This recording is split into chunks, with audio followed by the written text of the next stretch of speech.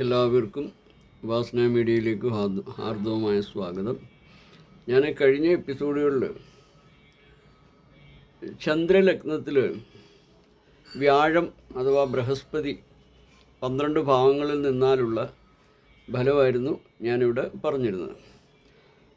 അപ്പോൾ ഇപ്പം നമ്മൾ ഇവിടെ ശുക്രനെ പറ്റിയാണ് പറയുന്നത്.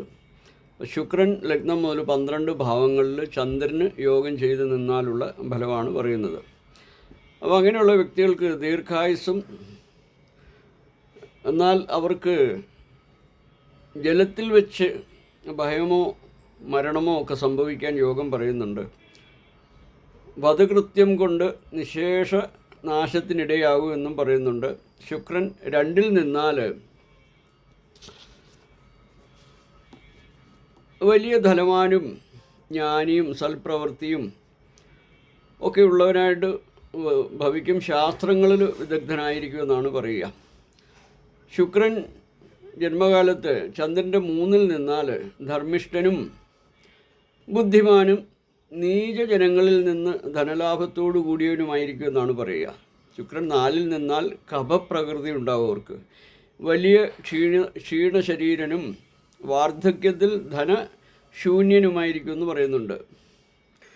ശുക്രൻ ചന്ദ്രൻ്റെ 5-ൽ നിന്നാൽ വളരെ സ്ത്രീ സന്താനങ്ങളോട് കൂടിയവനും ധനവാനും പ്രസിദ്ധിയില്ലാത്തവനുമാവും. ശുക്രൻ 6-ൽ നിന്നാൽ ശത്രുക്കളില്ലാത്തവനാകുമെന്നാണ് പറയുക. പക്ഷേ ആവശ്യമില്ലാത്ത ചിലവ് കൊണ്ട് സദാ സമയത്തും ഭീതി, പിന്നെ കലഹത്തിൽ പരാജിതനായിരിക്കും അവർ. ശുക്രൻ ചന്ദ്രൻ്റെ 7-ൽ നിന്നാൽ സ്ത്രീജിതനായും അനേകവിധ കാമകേളികളിൽ വിരുതുള്ളവനായിട്ടും എല്ലാ കാര്യങ്ങളിലും സംശയാത്മാവായും തീരുമെന്നാണ്. ശുക്രൻ അഷ്ടമത്തിൽ നിന്നാൽ ദീർഘായുസോടുകൂടി ഉള്ളവനാവും. പ്രസിദ്ധനും മഹായോദ്ധാവുമാവും. ദാനധർമ്മങ്ങൾ, സുഖഭക്ഷണം ഇവയോടുകൂടിയവനും വലിയ ധനവാനുമായിരിക്കുമെന്നാണ് പറയുക. ശുക്രൻ ചന്ദ്രൻ്റെ 9-ൽ നിൽക്കെ ജനിക്കുന്നവരെ അവർക്ക് വളരെ സഹോദരന്മാരുണ്ടാവും. മിത്രങ്ങളോടും സഹോദരങ്ങളോടും കൂടിയവനാവും. 10-ൽ നിന്നാൽ മാതാപിതാക്കന്മാർക്ക് സൗഖ്യത്തെ പ്രദാനം ചെയ്യുന്നവനാവും. ദീർഘായുസ്സും ഉണ്ടായിരിക്കുമെന്നാണ് പറയുന്നത്. അപ്പം ശുക്രൻ ചന്ദ്രൻ്റെ 11-ൽ നിന്നാൽ ദീർഘായുസ്സോടു കൂടിയുള്ളവനാവും. ശത്രുക്കൾ അവർക്കൊരിക്കലും ഉണ്ടാവില്ല, ആരോഗ്യവാന്മാരായിരിക്കും. ശുക്രൻ 12-ൽ നിന്നാൽ വലിയ ധനവാനായിരിക്കുമെങ്കിലും പരസ്ത്രീ ഗമനദോഷം കൊണ്ട് ധനനാശവും ഒക്കെ സംഭവിക്കാനുള്ള യോഗം പറയുന്നുണ്ട്. അപ്പം അടുത്തത് നമ്മൾ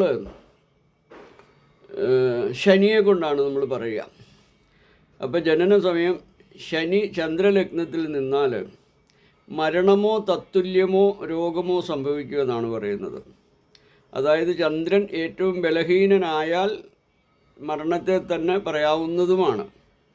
അപ്പം ധനനാശവും ബന്ധുനാശവും മറ്റ് സ്വജന നഷ്ടവും സംഭവിക്കുകയൊക്കെ ചെയ്യുന്നുണ്ട്. മാതാവിന് പല വിധത്തിലുള്ള ആപത്തുകളെ വരുത്തി വയ്ക്കുന്നവനും മാതൃമരണം സംഭവിക്ക നിമിത്തം ആട്ടിൻപാൽ കൊണ്ട് ജീവിക്കുന്നവനുമായിരിക്കുമെന്നും പറയുന്നുണ്ട്.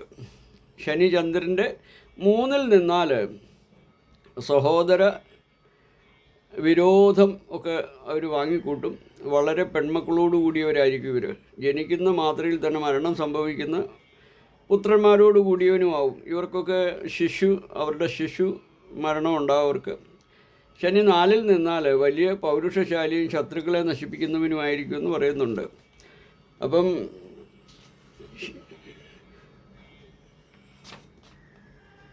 ജനന സമയം ശനി ചന്ദ്രൻ്റെ 5-ൽ നിന്നാൽ കറുത്ത നിറമുള്ളവനോ ഉള്ളവളോ അഥവാ പ്രിയംവതയോ ആയ ഭാര്യയോട് കൂടിയവനൊക്കെ ആയിരിക്കും. 6-ൽ നിന്നാൽ അർഷസ്, അതായത് പൈൽസിൻ്റെ അസുഖം, കുഷ്ഠം മുതലായ രോഗങ്ങളോട് കൂടിയുള്ളവനായിരിക്കും. പല വിധത്തിലുള്ള ക്ലേശങ്ങളെ സഹിക്കുന്നവനായിരിക്കും ഇവരൊക്കെ. ശനി ചന്ദ്രാൽ 7-ൽ നിന്നാൽ വലിയ ധർമ്മിഷ്ഠനും ദുർമാർഗ സഞ്ചാരികളായ സ്ത്രീയെ പരിഗ്രഹിക്കുന്നവനുമൊക്കെ ആയിരിക്കും. അപ്പോൾ വേണ്ടാത്ത സ്വഭാവദൂഷ്യങ്ങളൊക്കെ അവർക്കുണ്ടാവും. ശനി അഷ്ടമത്തിൽ നിന്നാൽ പിതാവിന് കഷ്ടതയുണ്ടാക്കി തീർക്കുന്നവനായിരിക്കും. എന്നാൽ അവർ വളരെ ദാനം ചെയ്യുന്നവരും ആയിരിക്കും. ശനി ചന്ദ്രൻ്റെ 9-ൽ നിന്നാൽ ശുഭന്മാരുടെ ദശാകാലത്ത് ധനനഷ്ടമുണ്ടാകുകയും 10-ൽ നിന്നാൽ രാജതുല്യനും വലിയ ലുബ്ധനും ധനവാനുമായി തീരുമെന്ന് പറയുന്നുണ്ട്.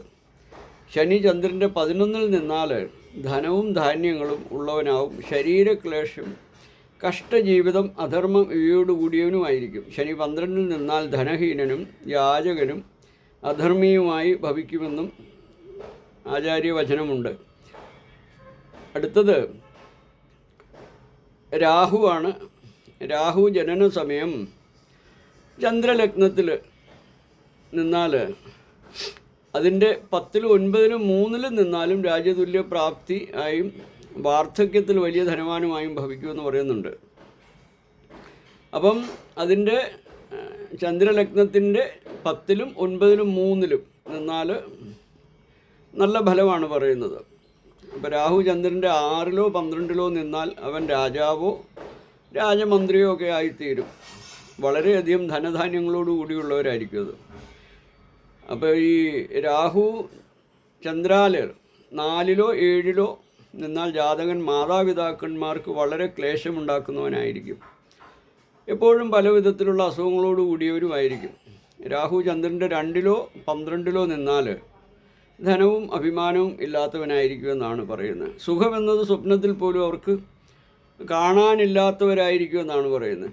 ഇപ്പോൾ ചന്ദ്രൻ്റെ 5-ൽ രാഹു നിന്നാൽ ജലത്തിൽ വെച്ച് മരണമോ അടിക്കടി ആപത്തുകളോ ഒക്കെ സംഭവിക്കും. അപ്പോൾ ഇതാണ് ചന്ദ്രൻ്റെ ലഗ്നം മുതൽ 12 രാശികളിൽ ഈ ഗ്രഹങ്ങൾ, മറ്റ് ഗ്രഹങ്ങൾ നിന്നാൽ ഉള്ള ഗുണദോഷ ഫലമാണ് ഇവിടെ പറഞ്ഞത്. അടുത്ത എപ്പിസോഡിൽ അതായത് 2-ാം ഭാവം, ആ ഭാവങ്ങളുമായിട്ട് വരുന്നതായിരിക്കും. അപ്പോൾ അതുവരെ എല്ലാവർക്കും നമസ്കാരം. ഹരി ഓം ഹരി ഓം ഹരി ഓം.